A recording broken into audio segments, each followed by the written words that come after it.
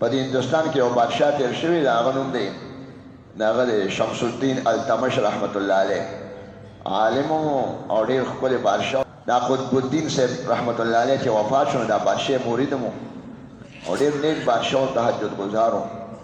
جنازه راغله بادشاه هم جنازې ته راغله او ګرمي وه خلکو پرې چترۍ نیولې وې د پاسه او جنازه لږه لیټ شوه دنیا خلکو آخر کې یو مشر خلیفه او مرید و د قطب الدین بختیار کاکي رحمت الله علیه هغوی زمونږ حضرت او زمونږ مرشد او زمونږ استاد او هغې مشر دا وصیت کړی چې زما جنازه څوک کوي نو هغه کس به کوي چې هغه کې 3 صفتونه وي نو که چا کې دا 3 صفتونه هغه د جنازې ته رامخکې شي کنې تکلیف دی نه کوي دنیا علماو پکې او دیندار طبقه او شیوخ او لوی لوی خلک و پکې یو وصیت ادا کړو چې داسې کس به په ما جنازه کوي چې هغه په ټول عمر کې هغه د جمع مونځ نه قضا شوی او د تهجد مونځ ته نه قضا شوی دا ډېر ګران دی انسان یې شپه ده نه جوړی کله شي نو داسې کس په جنازه کې چې تهجد مونځ ته د بلوغ نه تر اوسه پورې قضا شوی نه یو دویم داسې کس به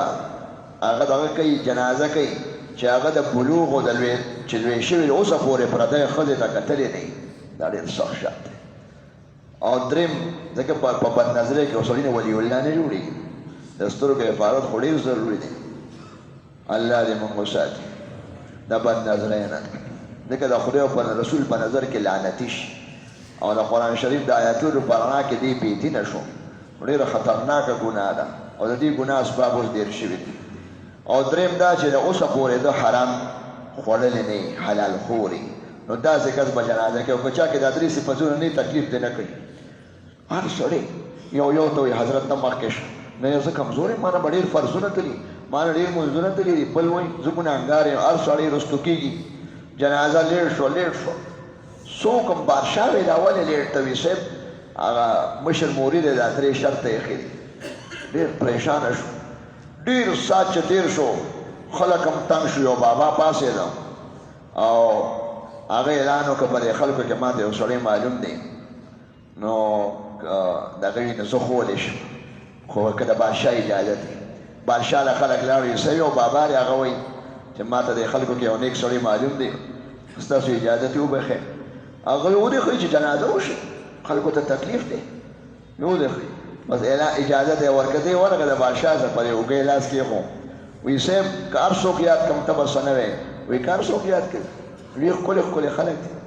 چې ښه واده یې دې واغېشتم د ده په اوږه باندې د ده خادم و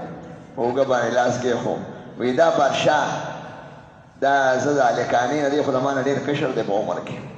او دې ما سره لوی شوی دی ده له ما تهجد لوټه روزانه ډکه کړې ده چې لوټه ور ډکه کې اودسه کې خو مونځ یې کړی دی اوسه پورې ده مونځ کړی دی ما ته پته هره شپه زه دا ډیوټي کوم او د ده د خوراک انتظام هم ما سره دی هغه ما ته معلوم دی او پردو ښځو ته ده نه دی کتلی ځکه زه خاص کس یم او زه ده سره پاتې شوی بادشاه وایي زه داسې نه یم دی بابا او دی صاحب داسې یي خلکو مو دی بوډا دی وایي نه زه داسې نه یم هر چا ورته مشر دی رښتیا به وایي ډېر خلکو مجبور کوي صاحب بوډا دی او دا خبرې کوي تاسو را جنازه وکړئ جنازه وکړه او بیا بیان وکړه خلکو ته یې وایي دی بابا خو ما نه ډېره دوکه راکړه دی خپل خادم ما وایي چې د دنیا لوی اولیاء او پاکان خلک راغلي دی جنازه کې بر څوک نو مخکې به شي جنازه به وکړي که زه خبر وم چې دی ما ښی ما به ورته اجازت نه وی ورکړې چا ورته دا ولې څه چلو شو چې وی ما وی چې زما د عبادت نه بغیر د الله پاک نه بل څوک خبر نه شي زه خو په جهان باندې وشرمولم ځکه کله کله سړي صفت وشي هغه کې لوی راشي او تکبر او غرور پکې راشي او بیا وروسته تباه او برباد شي ما وی چې دا بس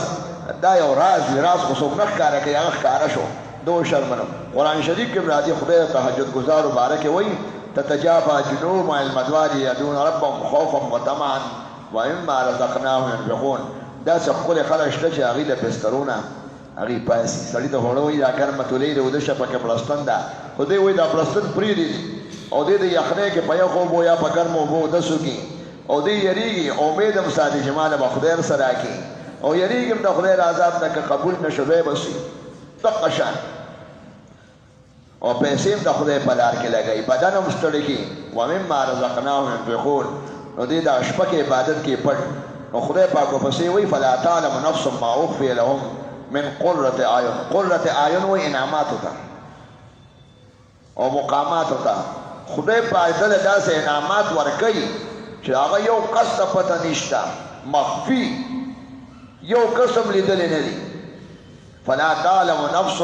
یو کس ته پته نشته چې خدای پاک به دله څه خوشحالۍ ورکوي. لمونځ ګزار له او دا تهجد ګزار له هغه الله ته معلوم دی. او دا ځکه خدای پاک پټ کړي دي چې د په شپه کې تیاره کې عبادت کوو. د عبادت د خلکو نه پټو نه، چا د پته شته ټول خلک ودري چې 2 رکعات یې وکړل، 4 یې وکړل، شپه کې وکړل، 8 یې وکړل، 3 پکې ووایي، تلاوت یې څومره وکړو. د پټ عبادت کړو، د هغه انعامونه خدای پټ کړي دي. نه هغه سترګو لیدلي دي، نه هغه د خلکو سوچونو کې راځي، نه هغه خلکو اورېدلي دي. بالکل مخفي انعامات چې څنګه عمل پټو، دغه شان والا خدای پاک هغه پټ کړي دي. الله دې موږ له تهجدو توفیق راکړي. زنانو ته مو وایي په خپله چې چا څه مشکلات دي، دا د قرآن شریف اعلانات دي. استعینوا بالصبر، تاسو بېګاره شروع کړئ، جانماز واچوئ، یو 2 رکعته باندې 2 منټه لګي او انشاءالله خوب به هم په ارامي. ډېرو خلک موږ ته وایي خوب نه راځي، او څه وایي تاسو اودس وکړئ، بیا چار ارام وکړئ او 2 رکعته لمونځ وکړئ. خیر دی نیمه شپه دې وي، غوره وروسته شپه ده. تهجد وایي چې سړی دې ته هم وایي چې سړی بیدار شي لمونځ وکړي، او دې ته هم وایي چې ټوله شپه ویښي، لږه شپه ویښي، او خوب یې کړی نه او لمونځ وکړي. دا هم په تهجد کې حساب دی. او 2 رکعته لمونځ وکړي او د الله نه وغواړئ، انشاءالله الله پاک به هر څه درکړي. حضور علیه السلام له خدای مدینه منوره هم ورکړه او ملک یې هم وله ورکړو، او قیصر روم او دارنګه کسرا د فارس هغه حکومتونه یې وله ورکړل، او خدای هغه کافران د کفر او د شرک په جراثیمو باندې مړه کړ او مردار یې کړ. ټول بادشاهان ختم شوي دي او خدای پاک هغې له هغه ملکونه ورکړي. په خپله حضور علیه السلام یمن او نجد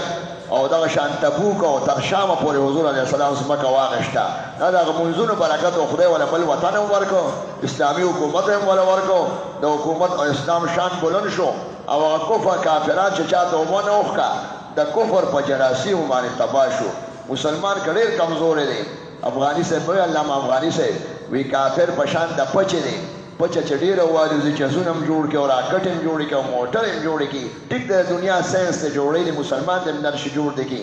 خو پچه ده که والوځي هم پچه ده. او مسلمان ملغلره ده که په خاورو کې پرته وي، که پیدل ګرځي او که په خر ګرځي او که په سیکل ګرځي او که زړې جامې جوړي، مسلمان سره کلمه طیبه ده. انشاءالله د ده شان به بلند دی او د تهجد او مونځ برکت هم ورسره وي او د الله نه غواړي. انشاءالله امت به ترقي کوي. الله دې مشکلات د ټولو